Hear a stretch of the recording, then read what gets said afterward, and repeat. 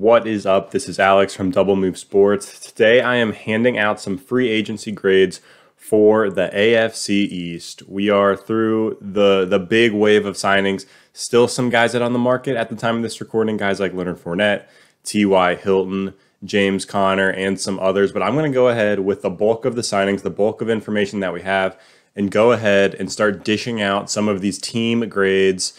And with the AFC East, we're just going to go ahead and jump right in, go to the New England Patriots first. And I'm going to throw their signings up on the screen here. And I'm going to give the Patriots a B for what they've done in free agency. It's tough because they're obviously the splash team of this free agency period. They made a ton of signings. I think inevitably the team is going to be better because there's more talent there in 2021. But a lot of these guys I think they overpaid for. So a couple of the moves I actually liked for the Patriots were the Cam Newton signing. I don't know if he has anything left in the tank, but bring him back on a low-risk deal and maybe draft a quarterback this season to see what you got when he's finally got some weapons on the offense. I don't mind that signing at all. It's low risk. It's 1 year. And I actually really like what they did at the tight end spot as well. Not from a fantasy football perspective, but Jonnu Smith and Hunter Henry, I think both of those deals could make the Patriots a much, much better team offensively. They kind of fit Cam Newton's skill set throwing underneath, throwing to those big body targets. And they're very different players. Hunter Henry is slower, more of a sure thing, reliable type of tight end, where Jonnu Smith is an absolute athlete. They can split him out wide, do a lot of different things with him. So I like those signings. I also like the signings on defense of Kyle Van Noy and Jalen Mills, two relatively low-cost deals. Van Noy returns to New England in this scenario on a much cheaper contract than he got in the open market last season.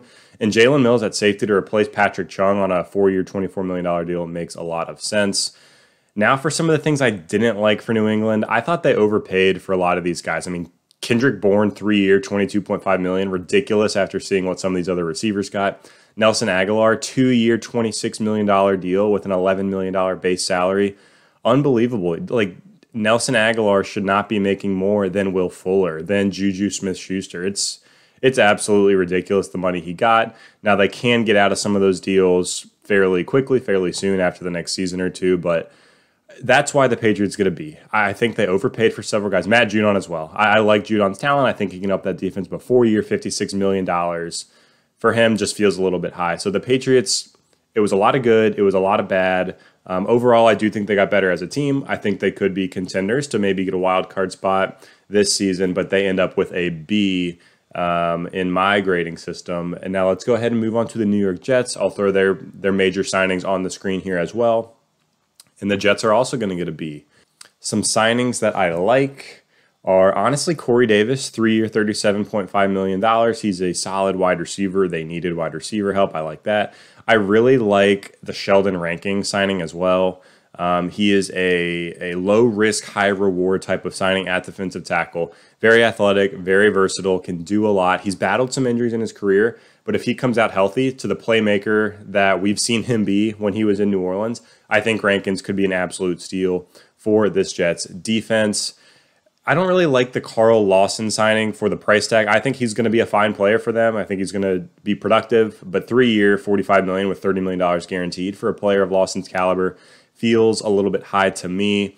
And the reason the Jets get a B here is because there's a lot of signings that I like, but not really anything that I love. I mean, Keelan Cole, 1-year, $5 million, a nice sneaky deal to help that receiving core.